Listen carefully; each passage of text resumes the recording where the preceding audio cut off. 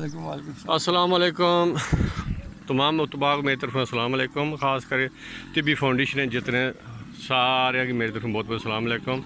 उस्ताद जी ये जनाब अली एक बूटा है जंगल विच ते जिसी अगनहारी भी आखने और ख़ास कर साड़ी ज़बान में जिसी जरा कलाहारी आख्या जना।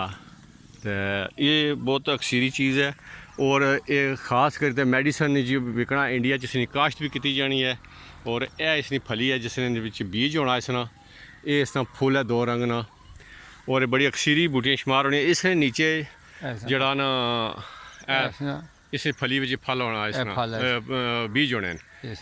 तो ये बड़ी ख़ास चीज़ है। इसी क्लोज मारो कैमरा बहुत अगर कोई बंदा इसकी पहचान है तो इंडिया जबकि साढ़े एरिए जरा इसी काश्त नहीं किया जाना। ये जंगल पाई जानी है और काफ़ी मिकदार पाई जानी है। देखो बिच लगी है और यह बिच लगी है अगे बूटे लगे हुए हैं। इस तरह ने जंगल काफ़ी सारे बूटे इसने मौजूद हैं। इसी कलारी आखने सारी ज़बान में।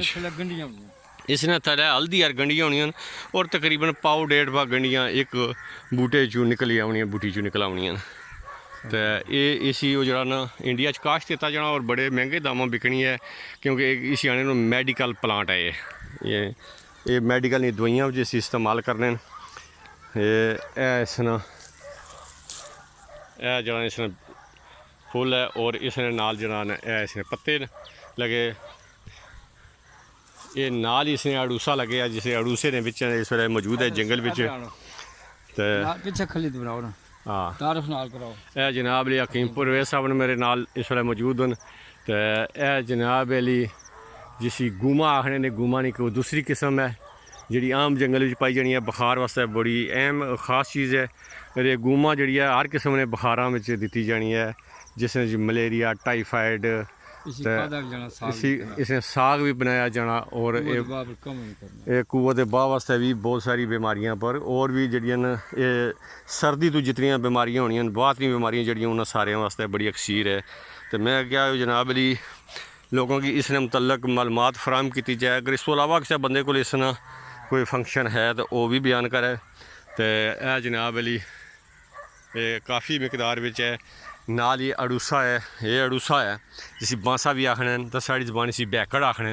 ये पूरा जंगल भी इस है ना इस जंगल में ये पाई जानी है जनाब अली कलहारी।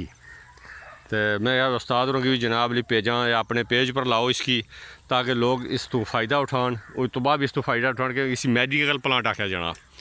और ये मेडिकल प्लांट जड़ा है ख़ास करी तो ये उतबा तो बगैर इसी कोई दूसरा बंदा इस्तेमाल ना करे क्योंकि इसने जहरीले मकदार काफ़ी होनी है। तो ये जरा ना इसी खिलाने वास्ते ये आला दर्जे की मकवी बा है और सारे तजर्बे में रही है। बहुत सारी चीज़ों पर इस्तेमाल की है। वो अगर कोई बंदा इसने तजर्बे तो फ़ायदा उठाना चाहिए तो उस डायरेक्ट मेरा नंबर दो उसकी और रब्ता करें मैं उसकी पूरी मालूमात फराहम कर सकें क्या क्या कम करनी है। वस्सलाम अलैकुम वरहमतुल्लाहि वबरकातुहू।